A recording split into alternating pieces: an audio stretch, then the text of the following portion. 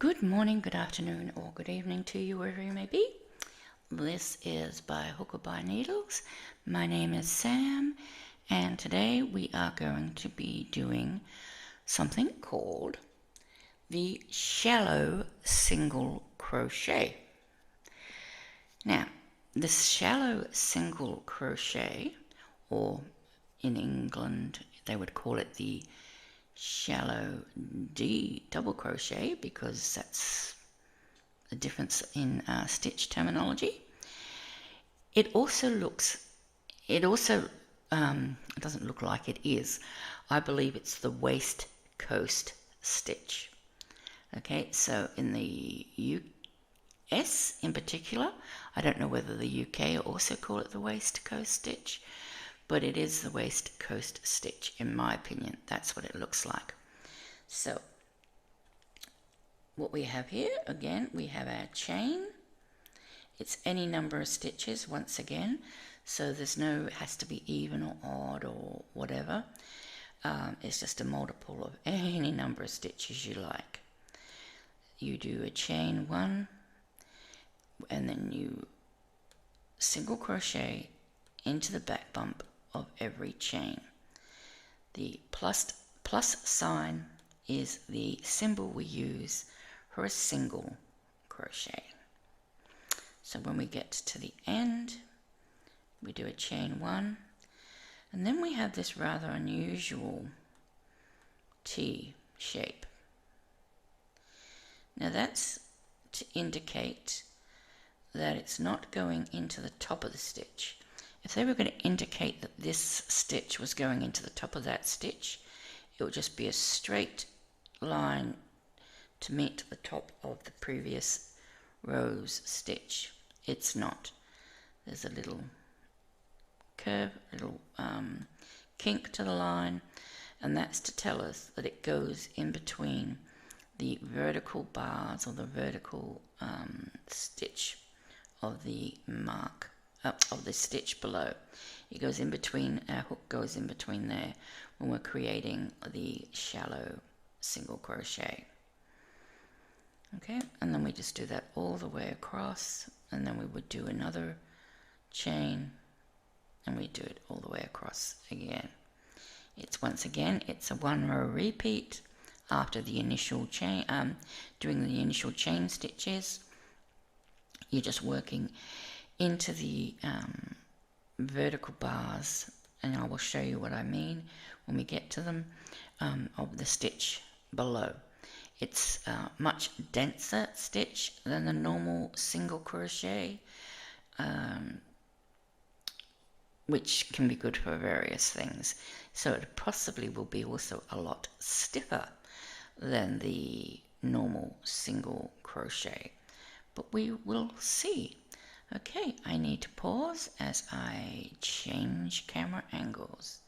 Once again, you will find this diagram plus the written instructions for the stitch, links to them in the description box.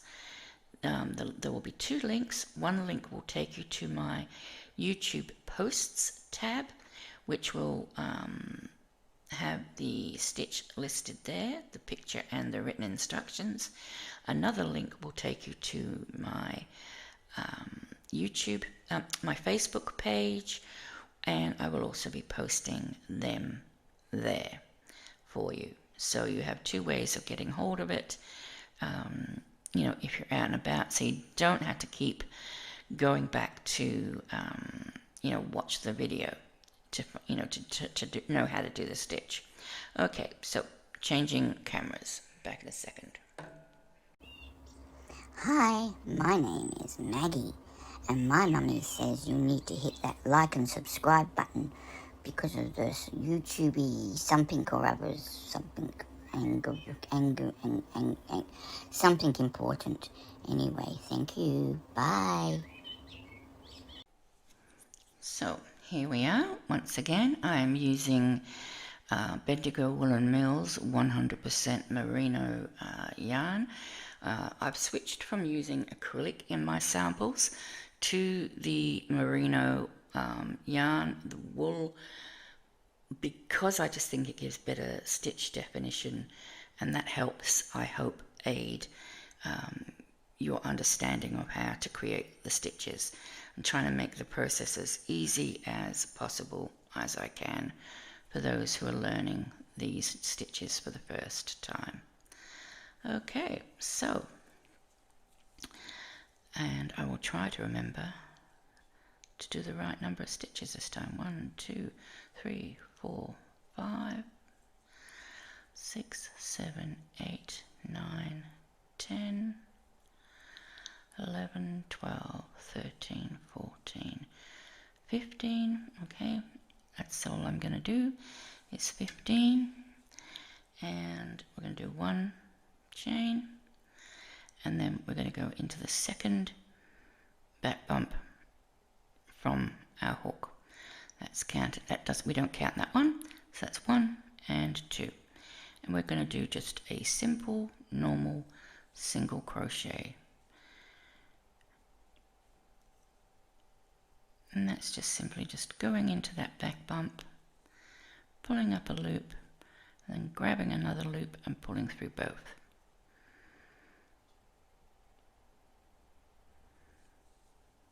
I think I have a tutorial specifically on the single crochet, so if you wish to check that out, that will be in this same playlist that this stitch is in, and it'll be right near the very beginning.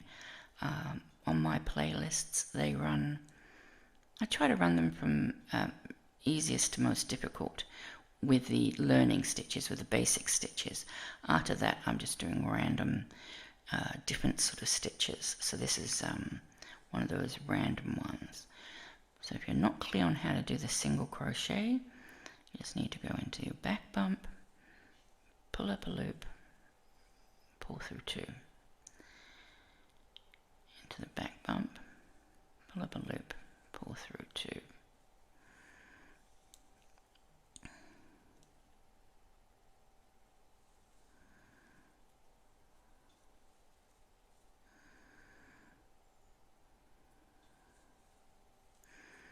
Now this stitch will more than likely take a little bit longer to do, especially initially, because you need to find where to put your hook, but also you'll find that your work will grow even slower, if that's possible, than just doing a normal single crochet.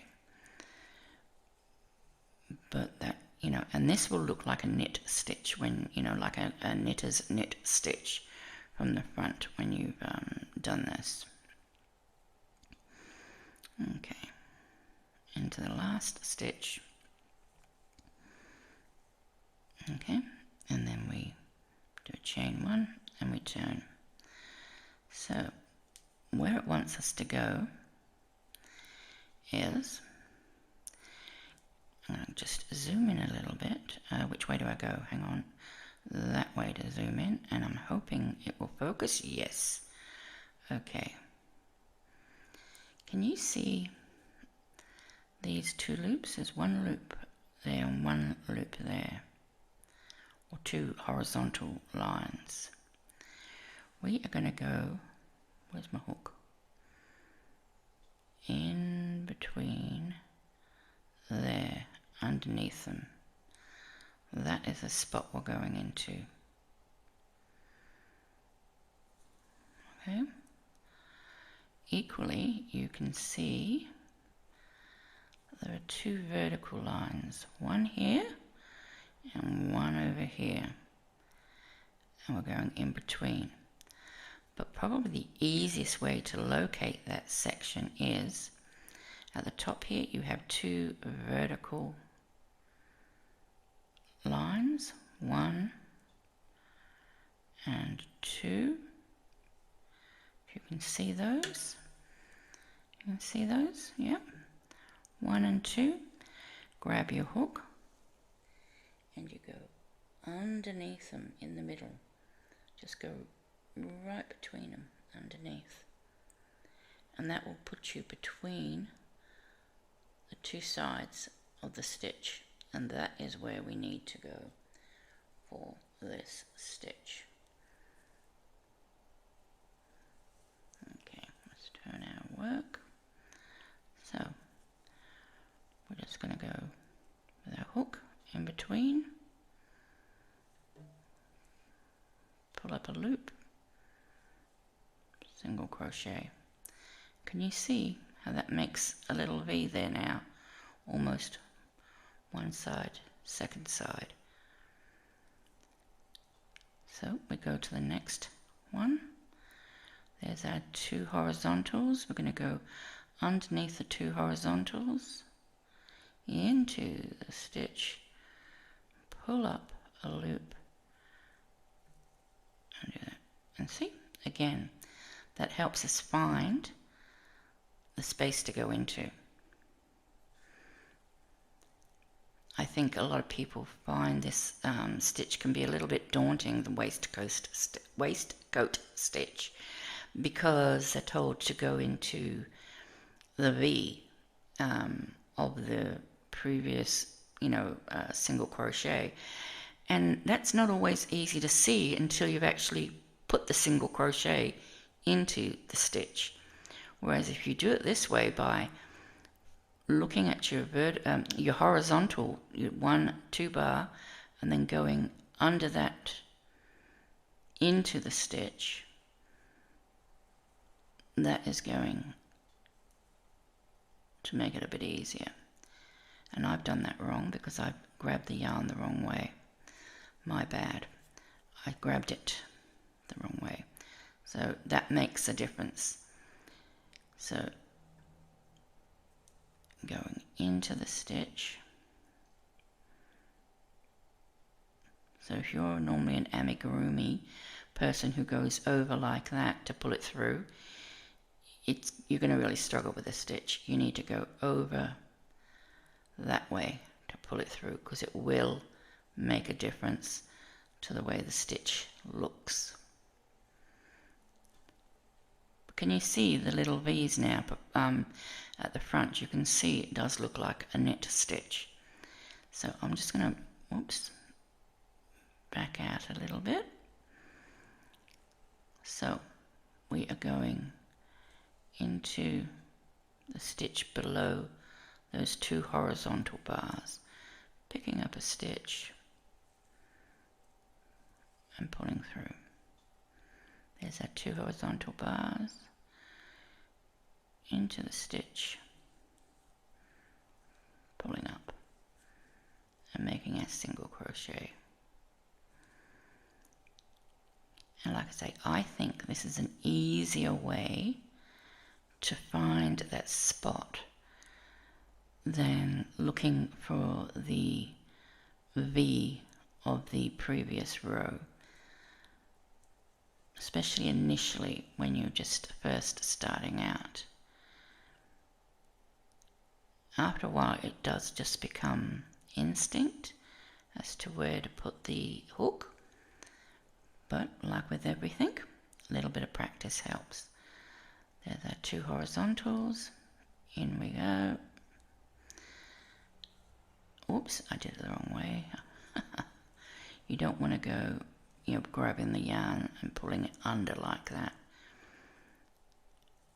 Next stitch.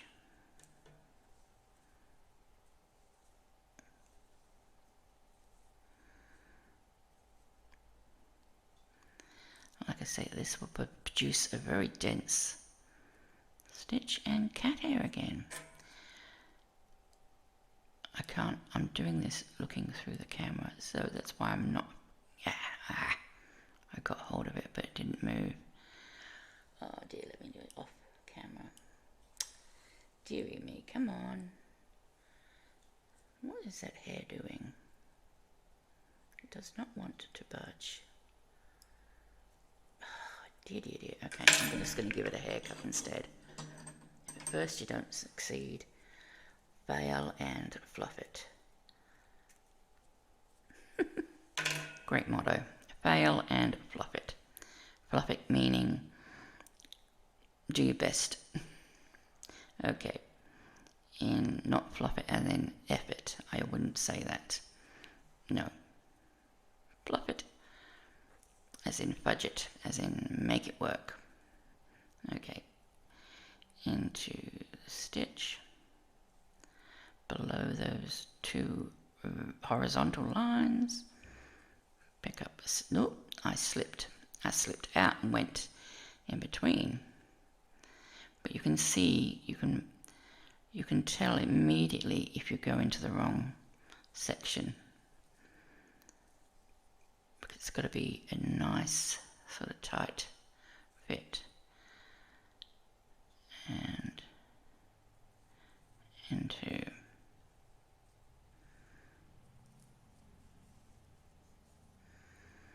now I'm just going to check the where are we going?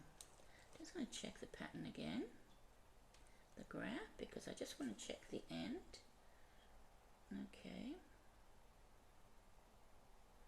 Okay. Okay. It's telling me that that is where I end, and I don't worry about that single crochet at all, and I just do a next single crochet for my next row. So I turn, and now you can probably see the V, or actually it's an inverted V, it's more of a mountain or a pyramid, isn't it? You can see there, once again, I'll just come in a little bit closer, and we just ignore the cat hair if we can. I can't get it out. Did I get it out? No, I didn't. Oh dear pussycats. There we go. We ignore the cat hair. Right. Now, you can see the inverted V. There's one leg, there's the second leg, and there's our two horizontal bars. And we're going to go straight through. That's where we need to go. Okay, so that is where we will go. Just get my needle, my hook back on my yarn, and again we're just going to go straight into there. Pull up the yarn, make a stitch. Can you see the next one? There's part of the, there's a first leg of the inverted V, there's a second, and there's our two verticals, and there's our cat hair. Oh dear. We're going to take it and we're going to go straight into there. Now I'm taking this extra slow because I really want you to see where those stitches are going. Can you see where the next stitch has to go? Into that little gap just there. As you pull it apart, you can see a lot better. It's not going into this space, and it's certainly not going into this space. It's going into there. And we pull up a stitch. And you can see once again how it's starting to look a little bit like the net stitch. Just a little bit. So into, whoops, wrong way around, pull up a loop. Okay, I'll move, whoops, I'll move out a little bit again. And you can see where it has to go. Into there, pull up a loop.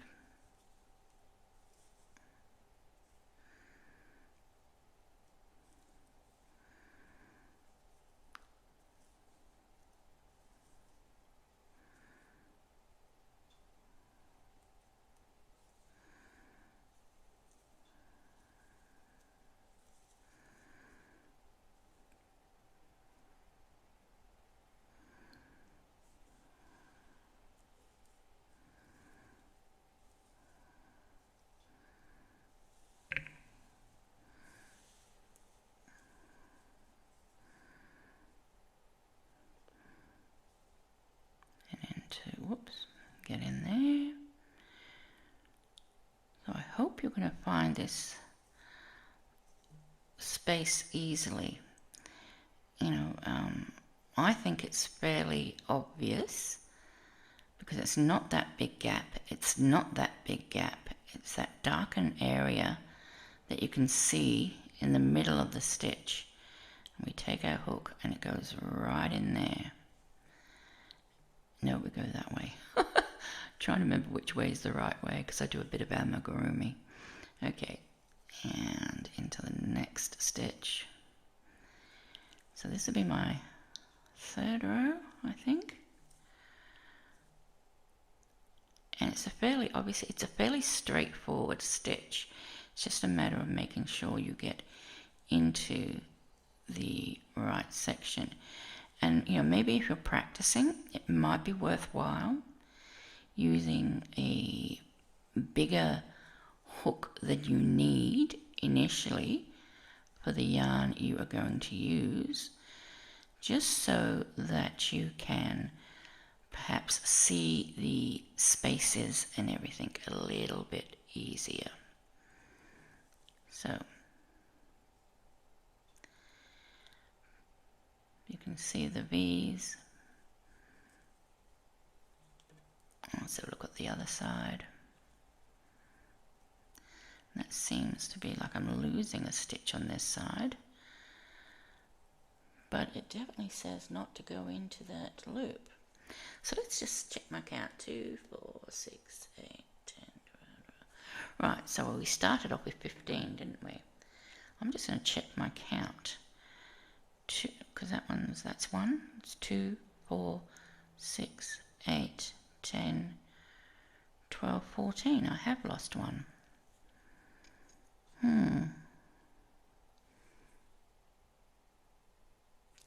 Well, I'm going to go back and see if I can see where I've gone wrong. I can see it already where I've gone wrong. We do a chain, we turn, and I think you'll find we need to go into that very first spot there, because that was a stitch, wasn't it? Yep, see, that was a stitch and we've ignored that stitch, and that's where the problem is. So when you go into the last stitch, and I'm just going to make sure that the second row is correct. 2, 4, 6, 8, 10, 12, 14, 15, yep. And so that is where I've gone wrong. So don't do what I did. So what did I do wrong? I went straight for this stitch, but this is actually a stitch there. And if you turn it, you can see that we'll come in a little bit closer and I can show you where I went wrong, so hopefully you don't follow. See how, let's get that out of the way. See, we've got 2 vertical bars there. You can see one leg there and one leg there. I neglected to go into that stitch thinking that I didn't go through. I'm trying to do this through the camera and I cannot see for nuts. Okay, so that's what we need to do. We need to actually go straight in. Sorry, I need to just get my tension, my yarn properly again. Okay, so that's going to be our first stitch. Below those first 2 vertical bars. It's going to be 1, and then we go into the second one. 2, whoops, 2,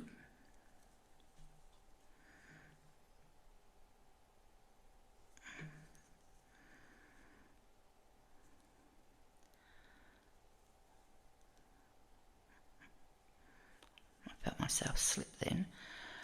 3,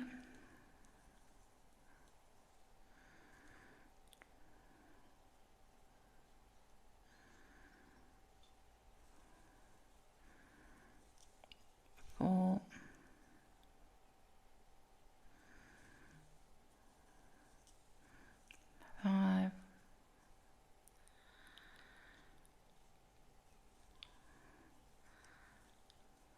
6,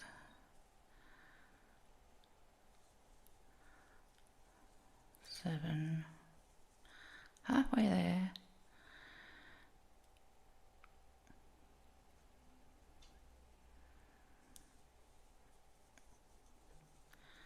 8,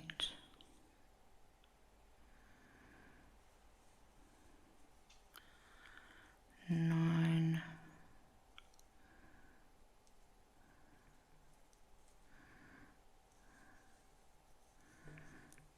10, 11,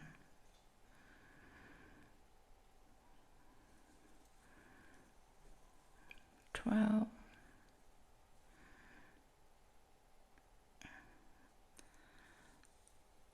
13, 14, and that's either a cat tail on my leg or a big hairy spider. I'm going to assume it's a cat so that I don't scream.